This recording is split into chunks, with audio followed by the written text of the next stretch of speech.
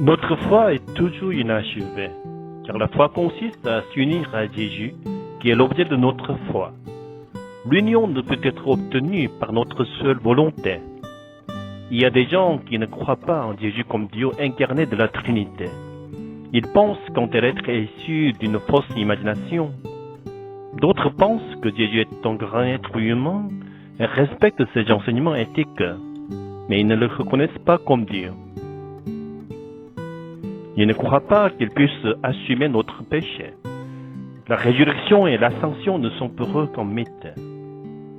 Et il y a des gens qui, même s'ils reconnaissent ce contenu mystique, le limitent à une connaissance incertaine.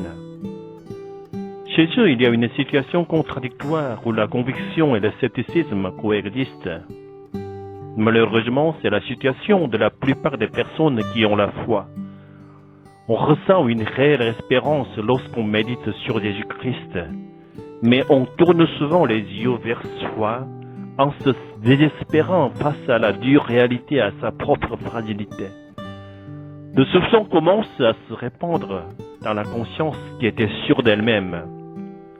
C'est comme monter sur une balançoire entre l'espoir et la peur.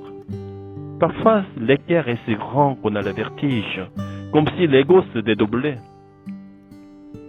La seule façon de sortir de ce vertige est de toujours regarder à Jésus, mais pas Jésus qui est loin de nous, mais Jésus qui est devenu un avec nous, incarné dans un corps humain.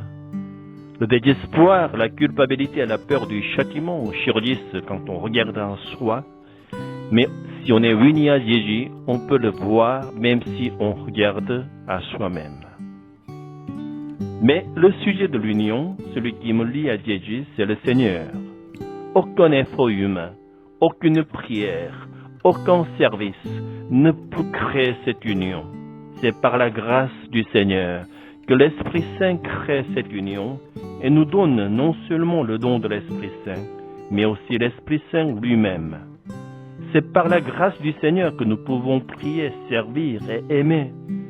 C'est par pure grâce que nous recevons le Saint-Esprit lui-même et que nous devenons un avec le Seigneur. Lorsque nous réalisons cette vérité et la gravons dans notre cœur, nous jouirons de la liberté et en même temps nous ne perdrons jamais la grâce. La source de la grâce ne se tarira jamais, jaillira des profondeurs de notre cœur. Notre expérience continue de changer au cours de notre pèlerinage sur terre. Cependant, Jésus-Christ qui a uni à lui notre existence changeante est un Dieu éternel. Jésus qui est venu par le corps et s'est uni à notre existence changeante nous transmet toute l'abondance spirituelle et nous fait épanouir dans la plus belle richesse spirituelle au milieu de notre existence changeante.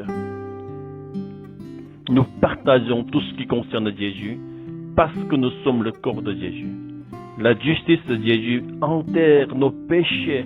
Le salut de Jésus éteint la malédiction que nous avons reçue. Jésus, d'une manière surnaturelle, enlève notre culpabilité au-delà de la loi de la causalité et nous fait nous tenir devant Dieu comme ses enfants bien-aimés. Nous devons veiller à ne pas nous séparer de l'union avec le bienheureux Jésus-Christ.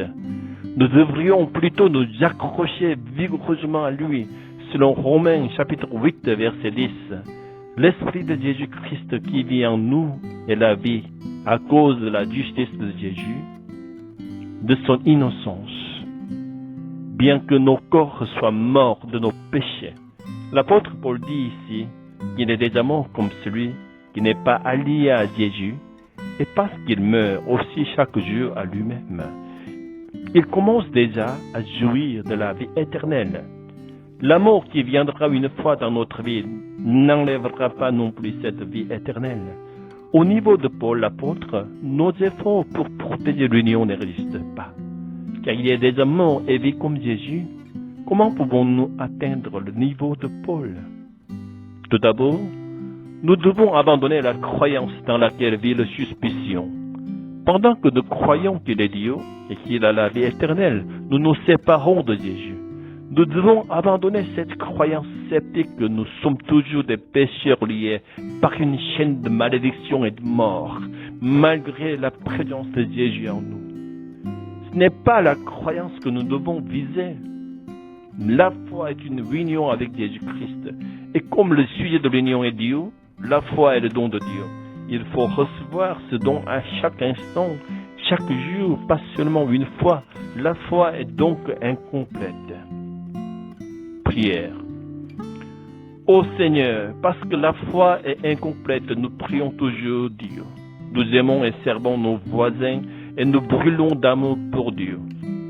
Laisse-nous réaliser la vérité que nos prières, notre amour pour nos voisins, notre service et notre amour pour Dieu ne nous obtiennent pas notre union avec Dieu.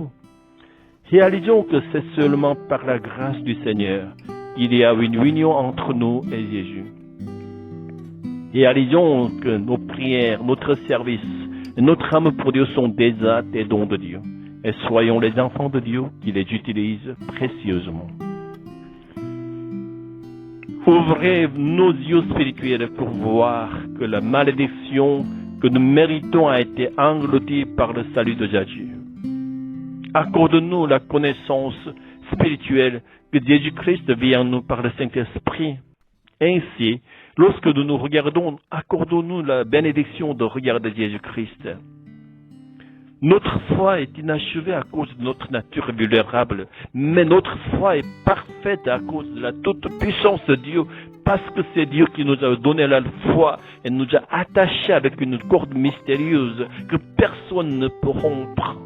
Nous louons le Seigneur pour nous avoir fait savoir que chaque jour est un pèlerinage plein d'espoir et de joie pour une perfection confirmée. Même dans les épreuves de l'obscurité, même si la flamme de la foi donnée par le Seigneur semble être ensevelie dans les ténèbres, nous confessons notre foi que le Seigneur garde les braises et nous élevons son nom pour toujours. Alléluia. Amen.